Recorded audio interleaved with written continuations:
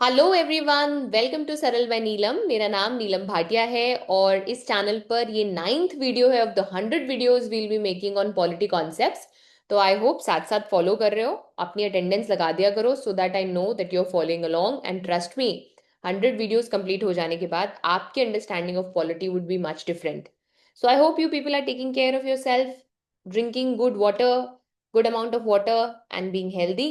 तो चलो let's get started. The topic that we have taken today is the difference between single जज bench, division bench and constitutional division bench, also called as constitutional bench. तो again ये एक ऐसा topic है जो हम न्यूज़पेपर में पढ़ते हैं और ऑफन इनके बीच का डिफरेंस हमें पता नहीं होता। तो चलो समझते हैं। अब सबसे पहले समझो कि बेंच का क्या मतलब है।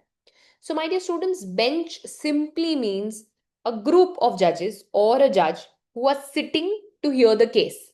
तो उस केस को सुनने के लिए जो लोग बैठे हैं, जो जज बैठे हैं, उनको बेंच कहा जाता है। ऐसे इमेजिन करो तो they are sitting on a bench, that's why called bench. But bench simply means how many जजेस are there to hear a particular case and decide. So, what is a bench? To put it very simply, bench is nothing but the judges hearing a case. It can be one, it can be many, and depending on that, we divide them into different categories. But remember, what is a bench? Now, तीन popular type of bench हम लोग discuss करेंगे. One is called the single judge bench, division bench, and the third one is the constitutional bench. तो सबसे पहले समझो कि single जज बेंच क्या होती है। नाम से ही समझ में आ रहा है, व्हेन देयर इज वन जज that is hearing a case and deciding. तो अगर किसी मुद्दे पर सिर्फ एक जज है जो फैसला ले रहे हैं, यू डोंट हैव टू और three, but you have just one जज deciding a particular case, then that will be called as a single जज bench simply. Now high courts में बहुत कॉमन है। अब एक जज है तो obviously it is matters which are less complex, या इंडिविजुअल से रिलेटेड कोई मैटर है, तो कोई बेल एप्लीकेशन है, कोई सिविल डिस्प्यूट है, कोई सर्विस से रिलेटेड मैटर है, कोई रूटीन रिट पिटिशन आई है हाई कोर्ट के पास में। बाय द वे, वीडियो रोक के मुझे बताना कि क्या हाई कोर्ट फंडामेंटल राइट्स के वायलेशन पर रिट इशू कर सकता है। अगर हाँ, तो which article of the Indian constitution के according high court has the power to issue writs? Let me know in the comment section. Anyway, so this would be less complex cases heard by a single judge. That is why called as the single judge bench. Example ले लो, कोई government employ है जिसने अपने transfer order को challenge किया है, तो single जज बेंच उसको देख लेगी। Now another one is division bench. अब एक से ज्यादा होते ही हम उसे डिविजन बेंच कहते हैं। So it can be two, it can be more than two, but one नहीं है। सो टू और more would be division bench. Again high court में भी मिल जाएगी आपको, सुप्रीम कोर्ट में भी मिल जाएगी।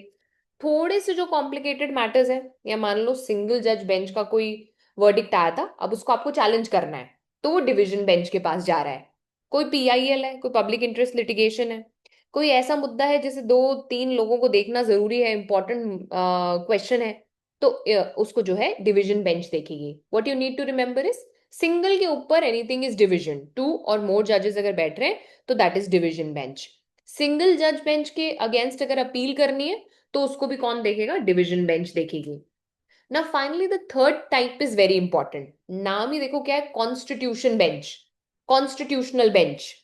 अब what differentiates a constitution bench from all other types of benches is, ये एक ऐसा केस देखेगी जिसमें कोई सब्सटैंशियल क्वेश्चन ऑफ लॉ हो। मतलब कॉन्स्टिट्यूशन का इंटरप्रिटेशन करना है अपने को, अपन को ये देखना है कि कॉन्स्टिट्यूशन के इस प्रोविजन का क्या मतलब है। कोई इंपॉर्टेंट क्वेश्चन ऑफ लॉ है, या मान लो फंडामेंटल राइट्स का किसी और provision of the Indian constitution से कोई टकराव हो रहा है, and we need to understand that. तो इस सब के लिए जो बेंच बैठेगी उसको हम बोलेंगे constitution bench. Now what you need to remember my dear students is, अगर एक कॉन्स्टिट्यूशनल बेंच है तो कम से कम 5 जजेस होना जरूरी है। बाय द वे, आर्टिकल 145 के हिसाब से कॉन्स्टिट्यूशनल बेंच बनती है। रीजन क्या होगा? जब कोई सब्सटैंशियल क्वेश्चन ऑफ लॉ है, कॉन्स्टिट्यूशन है, कॉन्स्टिट्यूशन के इंटरप्रिटेशन को लेकर हम कंफ्यूज्ड हैं, so basically we are looking at the constitution and any question of law that has come from there, अगर इसको कोई बेंच देख रही है तो कम से कम 5 जजेस होना जरूरी है। 7 हो सकते हैं, 9 हो सकते हैं, 11 हो सकते हैं, 13 भी हो सकते हैं। जैसे केशव नंदा भारती जजमेंट जब आया था, which is about the basic structure doctrine, again about the constitution interpretation, तो उसके लिए 13 जजेस बैठे थे। and that was a constitutional bench. So, constitutional bench will always refer to some constitutional issues, some constitution related matters. कम से कम 5 जजेस होने चाहिए. प्लीज रिमेंबर, इसको बनाते हैं सीजीआई यानी chief justice of India. So that was today's video my dear students. Single जज bench याद रखना, एक डिवीजन, दो या दो से ज्यादा. कॉन्स्टिट्यूशनल बेंच क्यों इंपॉर्टेंट है? Because it will be about the constitution and minimum 5 judges are going to be there. Now, I hope the video was helpful to you. Let me know in the comment section. कोई topic पर अगर video चाहते हैं तो वो भी बताइए. All the best and I'll see you in the 10th one. Happy learning!